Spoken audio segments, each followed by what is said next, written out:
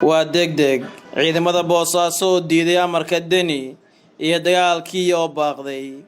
BSF oo shacabka magaaladaas uu sheegay in wax dagaal ah caasimadda aysan ka dhacaynin isarfadhigii labada ciidan ee boosaaso waa la soo afjaray qorshihii Siciid Cabdullaahi Denina wuu isku dhamaaday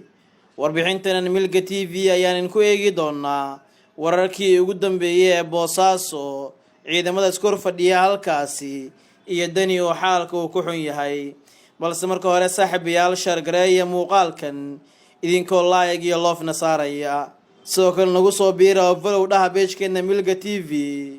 si aad u hesho warar iyo warbixin la xiriira Soomaaliya iyo caalamka waa hagaag aynu ku bilownee wararka ka imaanaya magaalada Boosaaso ee gobolka Bari waxa ay sheegayaan in xaaladii jahwararka ahayd ee ka taagneyd magaaladaas hadda ay hoos u dhacday kadib markii ciidamada ku sugan Boosaaso ay iska diideen amarkii Siciid Deni ee ahaa in la weeraro ciidamada BSF Puntland ee ka dhiga adeegay inay wareejiyaan xilka saraakiisha hogaaminaysa ciidankaasi ciidamadii daraawiishta booliiska iyo sidoo kale kuwii BMBF ee Deni uu ka keenay deegaanada kala duwan ee Puntland oo uu dul dhigay ciidanka BSF ayaa maanta si cad ugu sheegay Deni in haba yaraatee wax dagaal aysan ku qaadi karin ciidamada BSF iyo shacab weynaha Boosaaso waxay sheegeen in aan lagu dulmin karin magaaladoodii aan lagu duminaynin magaaladii ganacsiga ee Puntland iyadoo dana gaara iyo siyaasad la eeganayo Siciid Deni markan meelilaahiyo gacanta u haatinaya ciidamadii uu miciin badayay way ka carareen xilli dholotus uu sameeyayna markan wuxuu muuqdaa mid gabi ahaan fashilmaya xaalka ayaa hadda isbedelaya Boosaasana waxa ay gashay jawi u muuqda nabad iyo barwaaqo sooran dhufeesadii lagu kala jiray markan way dhamaanayaan ciidankiina waa ay heshiinayaan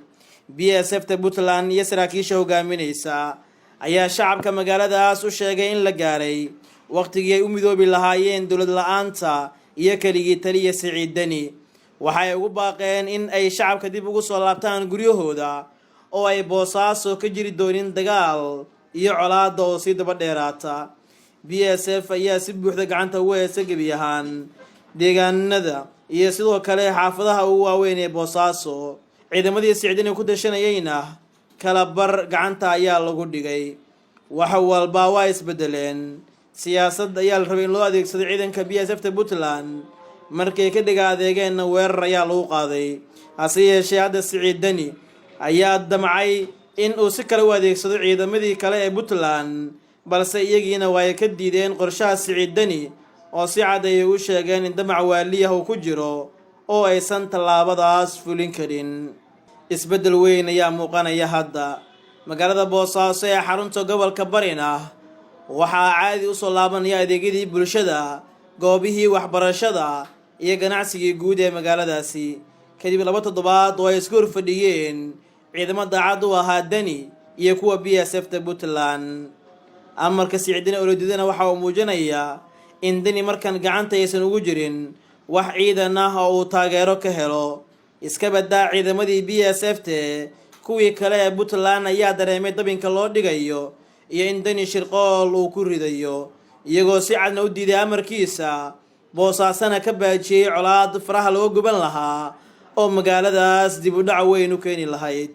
haddaba daawade adigu maxay kula tahay sideese u aragtaa xaalka Boosaaso fikirkaagii waxay kula tahay daawade ku reeb qaybta commentiga tan iyo kulan dambe nabadgeliyo